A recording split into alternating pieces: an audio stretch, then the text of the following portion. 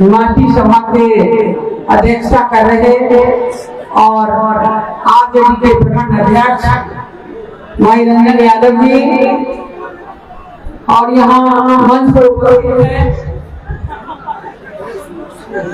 विजय बाबू हैं, राजद के जिलाध्यक्ष जयकांत यादव जी हैं, कांग्रेस के जिलाध्यक्ष सुनाम जी हैं, पूर्व लोकसभा प्रत्याशी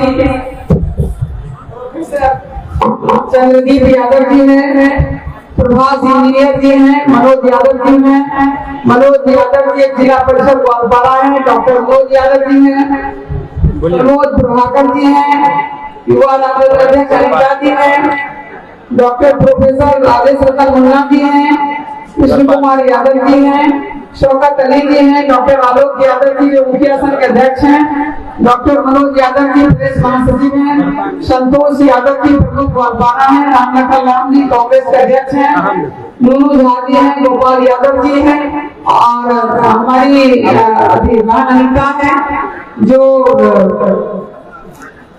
महिला युवा की अध्यक्ष है और यहाँ मंच पर उपस्थित सभी हमारे एनडीए के साथीगण सभी हमारे डिस्टर्ब हो रहा है, ये सब छोड़ दीजिए डिस्टर्बेंस। सभी हमारे मंच पर बैठे हुए हमारे सभी सम्मानित, इनका मैं नाम लेना ली हूँ या भूल गई, सभी हमारे सम्मानित महागठबंधन के साथीगण और आप यहाँ बहुत देर से अपने नेता के प्रतीक्षा में यहाँ उपस्थित मेरे भाइयों बहनों नौजवान साथियों पत्रकार बंधुओं साथियों, थोड़ा मौसम अपना असर दिखा रहा है, नेताजी आने ही वाले हैं, तो पहले तो मैं इसी मौसम से कहना चाहती हूँ कि बरसात तू इतना न बरस, बरसात तू इतना न बरस कि हमारे नेता आ ना सके, और बरसात तू इतना बरस, बरसात तू इतना बरस कि हमारे नेता जा ना सके। मैं ये वर्षा से कहता मेरे भाइयों और बहनों, मैं रेणु कुशवाहा आपकी बहन बेटी पहले भी इस क्षेत्र में 10 साल आपकी सेवा कर चुकी हूँ, आप हमारे लिए और मैं आपके लिए नई नहीं हूँ। जब मैं आई थी आप लोगों ने जाति पार्टी धर्म से ऊपर उठ करके हमें जिताने का काम किया था। मेरी भी कोशिश यही रही थी कि मैं सबको जाति पार्टी धर्म नहीं, मानवता के नाम पर, आवश्यकता के नाम पर, जनप्रतिनिधि के नाम पर मैं आप सभी की सेवा करूँ अपनी पावर और क्षमता के हिसाब से। आप लोगों ने भी मुझे भरपूर दिया, हमारी भी कोशिश यही रही बिना भेदभाव के हमने काम किया। आप सब इससे परिचित 10 साल बीच में मैंने रही, 10 साल की दशा आपको मालूम है, ऐसी बात नहीं है कि 10 साल जो प्रत्याशी जो विधायक है उसकी सरकार नहीं थी, उसकी सरकार तो डबल इंजन वाली सरकार थी जो बिहार में भी थी और केंद्र में भी थी। लेकिन जब मैं घूमती हूँ इस बिहारी विधानसभा जब घूमती हूँ तो फिर देखती हूँ वही टूटी हुई सड़कें, वही टूटी हुई सड़कें, वही कहीं नाला नहीं है, पानी बच बह रहा है, कहीं पुल पुलिया नहीं है, शिक्षा की तो हालत खराब ही है, और सबसे अगर किसी चीज की हालत खराब है तो वो है रोजगार।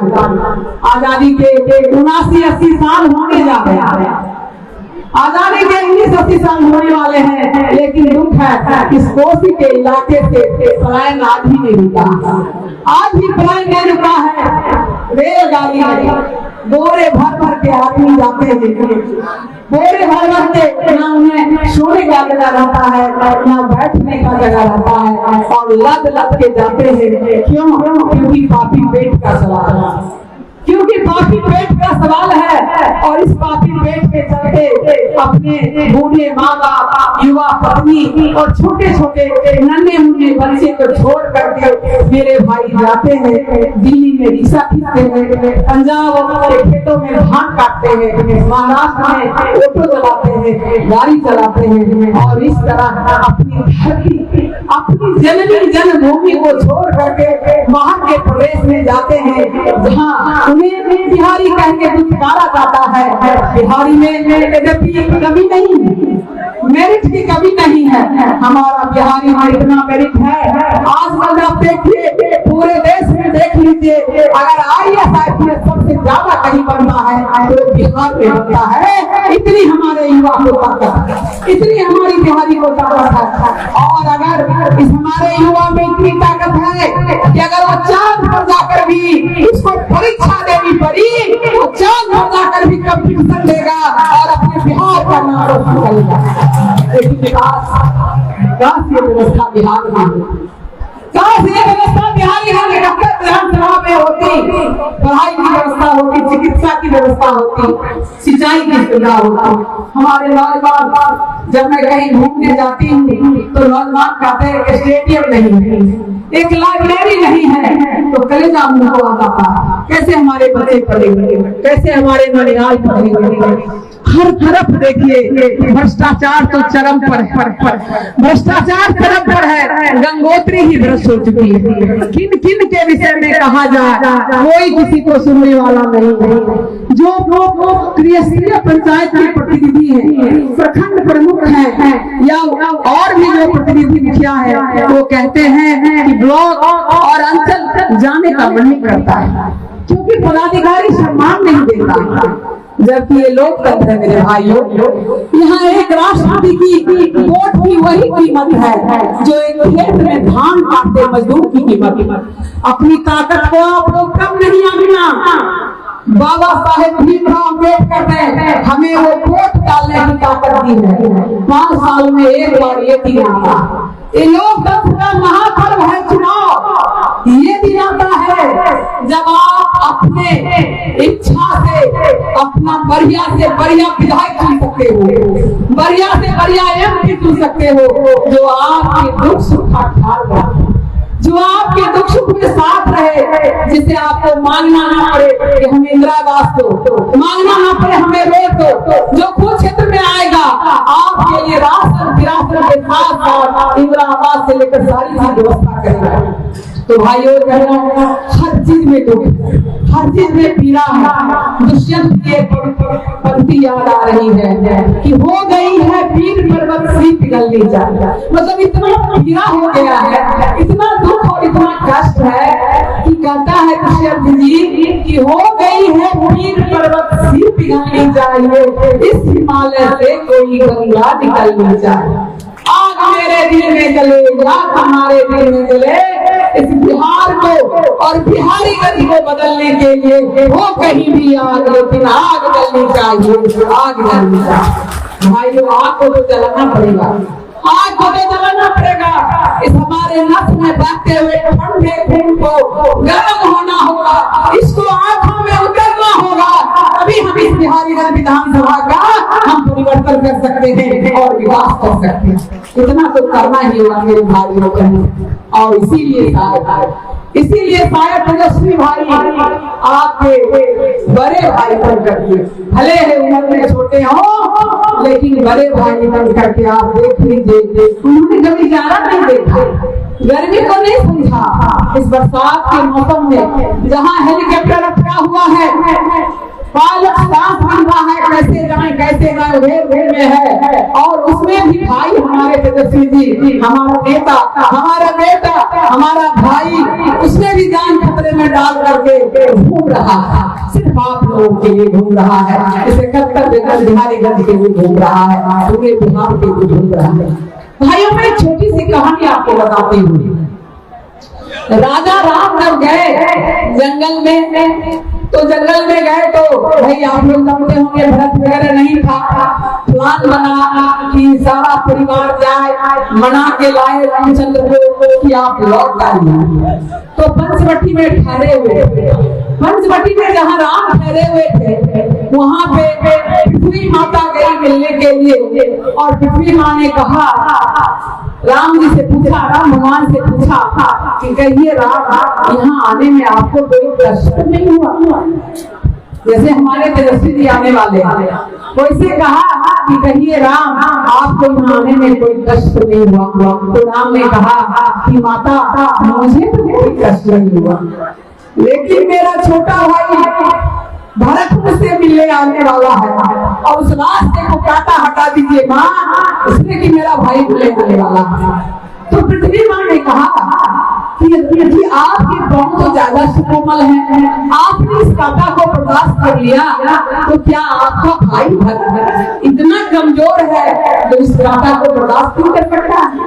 तो रामचंद्र जी ने जवाब दिया कि मेरा भाई मुझसे भी मजबूत, लेकिन उस रास्ते में कांटा पड़ा देखा होगा तो उसको ये सोच करके वो पीड़ित होगा, दुखित होगा, उसका हृदय विदीर्ण हो जाएगा कि मेरे राम भैया को बहुत कष्ट हुआ होगा, ये सोच कर विदीर्ण हो जाएगा, इसलिए वह इस रास्ते से कांटा को हटा दिया। तो आज आपका भाई, आपका तेजस्वी भाई भरत आने वाला है और वो आपके लिए क्या कर रहा है? सबसे प्रार्थना कर रहा है कि मेरे नौजवान भाई के लिए, माता बहनों के लिए, युवा के लिए उस रास्ते का कांटा हटा दो मेरे भाई, जो बेरोजगारी का कांटा, जो प्लान का कांटा है, ये कांटा को हटा दो, जो भ्रष्टाचार का कांटा है, इस कांटा को हटा दो और बिहार के जनता को मुक्त कर दो, उसको सुखी जीवन जीने दो। ये के लिए ही हमारा भाई जो है तेजस्वी जी घूम रहे हैं बिहार के यहाँ, अपनी सुरक्षा की चिंता नहीं करते हुए ये घूम रहे हैं। इसीलिए मैं आपसे आज आपकी बहन, आपकी बेटी रेणु कुशवाहा, मैं आज तेजस्वी जी का प्रतिनिधि बनकर के इस क्षेत्र से खड़ी हूँ। आप सब लोग जानते हैं कि लालटेन साहब हमारा साथ है, तो जो तेजस्वी जी का साथ है, तेजस्वी जी ने निर्णय लिया है 17 महीने की इनकी सरकार में आपने देखा कि 5 लाख युवाओं को नौकरी दिया, और आज क्या है, आजीविका को भरमाया जा रहा है, शिक्षक को भरमाया जा रहा है, आशा है, ममता है, कौन कौन दीदी है, और सभी दीदी के पास में आप जब नजदीक जाकर के उनके हृदय की बात पूछिएगा तो देखिएगा कि कितना उनका शोषण होता है। किसी को 2000 मिलता है उसमें भी काट लेता है, किसी को 5000 मिलता है उसमें भी काट लेता है, किसी को 10,000 मिलता है तो उसमें भी काट लेता है। इसीलिए मेरे भाइयों, इस सरकार को बदलना होगा, इस विधायक को हटाना होगा, नए बिहार का निर्माण करना होगा, वो बिहार तेजस्वी जी के नेतृत्व में बनेगा, ऐसे बिहार को बदलना होगा। इसलिए वर्षा शुरू हो गई है, मेरी भावना को आप समझते हैं। एक बात का तो मैं भरोसा जरूर दिलाती हूँ कि आपकी बहन बेटी बन के जैसे हमने इस क्षेत्र का सेवा किया है बिना भेदभाव किए हुए, वैसे ही आप सभी मेरे भाई हैं, कोई भतीजा है, कोई चाचा है, जिस तरह मैंने सेवा किया है उसी तरह सेवा करूंगी, उसमें कहीं भी कोई कमी नहीं होगी। और आपको कोई भी तकलीफ दुख होगा तो आप डायरेक्ट मेरे पास आइएगा, कोई भाया मीडिया की जरूरत नहीं है। हमारे रहते कोई भी पदाधिकारी आपसे पैसे की मांग नहीं कर सकता है। हमारा जो होगा, जो हमारा जो भ्रष्टाचार प्रशासन हमारा होगा, कोई तेजस्वी जी का होगा, न नौकरी में पैसा, न इंदिरा आवास में पैसा, ये घोषणा है और हमने ये करके दिखाया है। हमारी आखिरी इच्छा थी एक उद्योग लगने की, जो नहीं हो सका, लेकिन हमने प्रयास किया। धामपुर वाला चीनी मिल बनाया था, सारे ऑफिस का निर्माण किया था, और वो भी होगा।